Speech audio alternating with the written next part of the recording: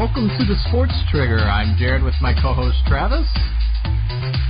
Here to ignite your day.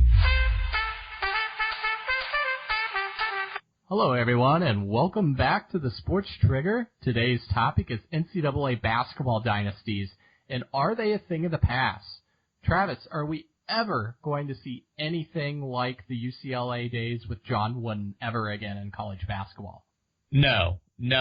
I think that those days are over, and I think that type of dynasty is definitely a thing in the past, especially for college basketball. You know, these days I think that we need to look at redefining what a dynasty is, because I think that there are different forms of a dynasty. And for me, a dynasty is a team that can consistently make runs in March. And when I say make runs, I mean Elite Eights and beyond.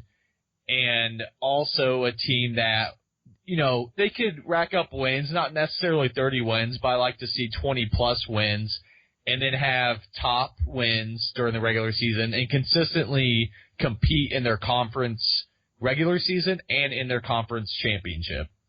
So we're not looking at 8 to 10 championships over, you know, the 10-year span anymore. And I fully agree with that. I really don't think, unless you have a change to the one and done rule, that you're ever going to get that type of run ever again. But at the same time, I like what you're saying and redefining a dynasty and what that means. You know, to me, I think when you look at college sports, especially, and college basketball in general, when you have a very end-of-the-year tournament, one and done with 18 to 22-year-olds who've already played 30-plus games in their conference tournaments. You know, they actually have school. Well, you know, if all of them actually attend school, that's up for a debate on another topic. But right.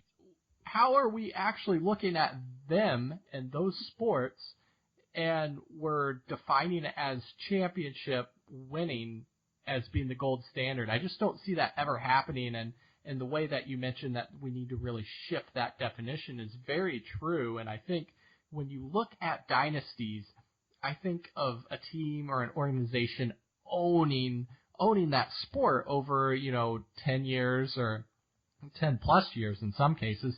And in college basketball specifically, I think there's some specific examples of some teams having that type of role where they've actually owned college basketball over the last probably 15, 20 years. I mean, you look at Duke with Mike Krzyzewski, you look at Kansas with Bill Self, and you look at, heck, even John Calipari in Kentucky. They've actually been owning college basketball over the last 10-plus years in terms of getting top talent, being number one seeds, making some runs in NCAA March Madness, 30-plus wins, no matter what turnover that they've had. So I really feel like that shift is correct.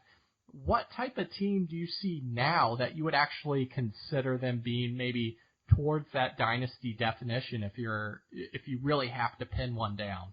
I think I do want to tweak mine a bit to where I do add in, I am someone who loves to see a little shine. You know, I want to see that hardware. So yeah. Obviously I don't just account for the wins. I want to see someone who can win a couple championships or at least get to the championship game, and obviously in their conference win their conference regular season or their conference tournament.